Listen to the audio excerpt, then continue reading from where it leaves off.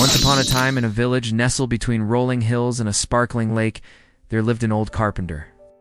His shop, though small, was filled with the sweet aroma of wood and the echoes of his hammer. The old man's hands, gnarled with age, were full of skill and patience. People from far and wide came to him, not just for his fine furniture, but for the stories he shared with them. One story that he often told them was about a mirror. He said, "A mirror doesn't just show your face, it shows your truth. The quality of a mirror is not in its frame or its glass, but in the polish of its surface. A rough surface shows a distorted and unclear image, just as a life filled with dishonesty and deceit clouds one's true essence." There was a young man named Yusuf who needed a mirror, so he went to the old carpenter. But when he entered the shop, Yusuf wasn't thinking about any mirror's reflection. All he wanted was a large mirror quickly. So he said to the old man, "Make me a large mirror. Make it simple and clear. I only needed to see my face. Nothing special." The old man looked up at Yusuf and smiled. "Son, a mirror doesn't just show your face. It also shows your truth. You want it cheap and fast? What you see will be blurry, maybe even misleading." Yusuf laughed. "Is that some kind of wisdom? A mirror is just a mirror. Make it quickly. I don't have all day." The old man didn't argue. Okay, he crafted a plain mirror and gave it to Yusuf the next day. Yusuf paid and left. When Yusuf got home, he hung the mirror in his hall. And every morning when he passed by, he would take a quick glance.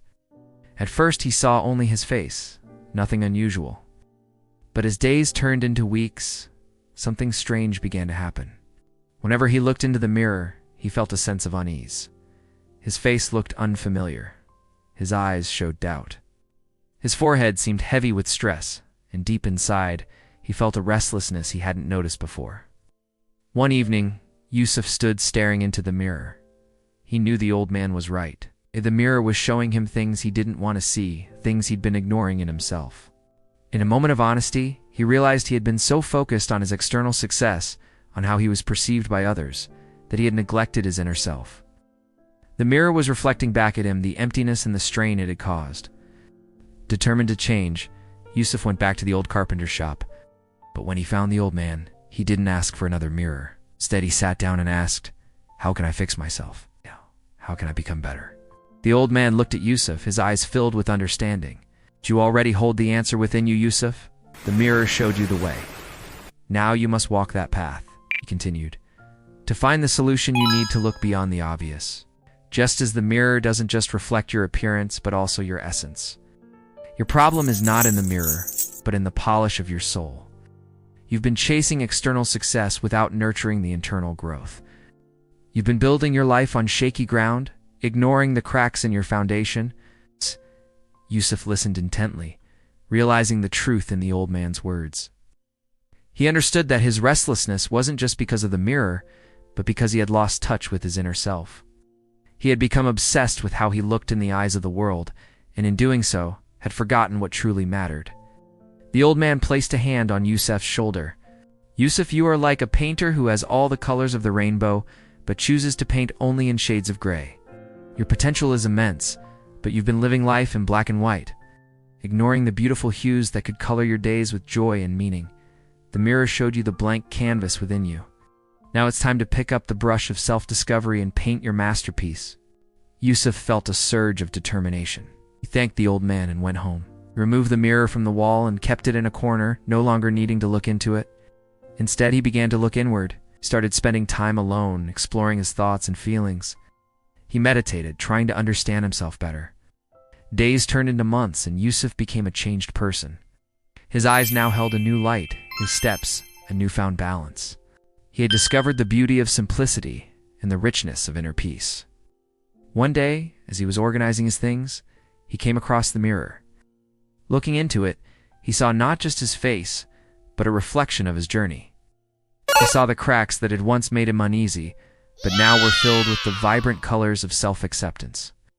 He saw the doubt in his eyes, now replaced with the clarity of purpose. Yusuf smiled. The mirror still showed his truth, but now it was a truth he embraced. He had faced his flaws, accepted them, and in doing so had become whole. He understood that the old carpenter was right.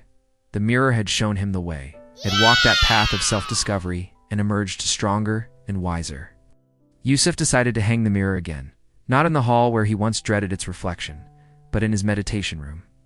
Every day, as he sat down to reflect, he would look into the mirror, not to see his physical features, but to see his soul. In the quiet depths of his being, he saw the progress he had made, the challenges he had overcome, and the strength he had found within.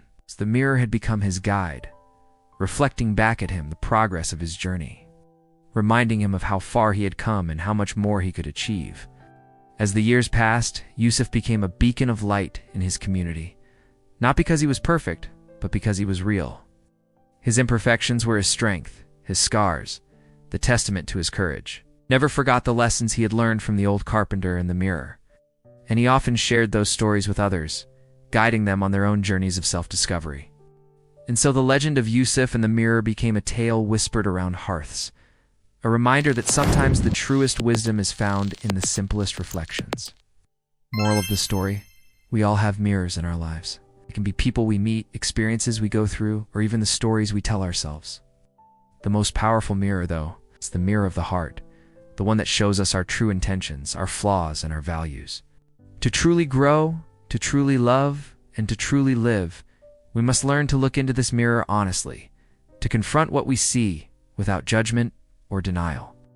Only then can we begin to heal, to improve, and to live a life that is truly our own. If this story made you pause, reflect, or see yourself a little more clearly in the mirror of life, do not forget to like and share it with someone who might need to see their reflection a little more closely. And if you haven't already, hit the subscribe button to join us on this incredible journey of discovering wisdom through captivating stories.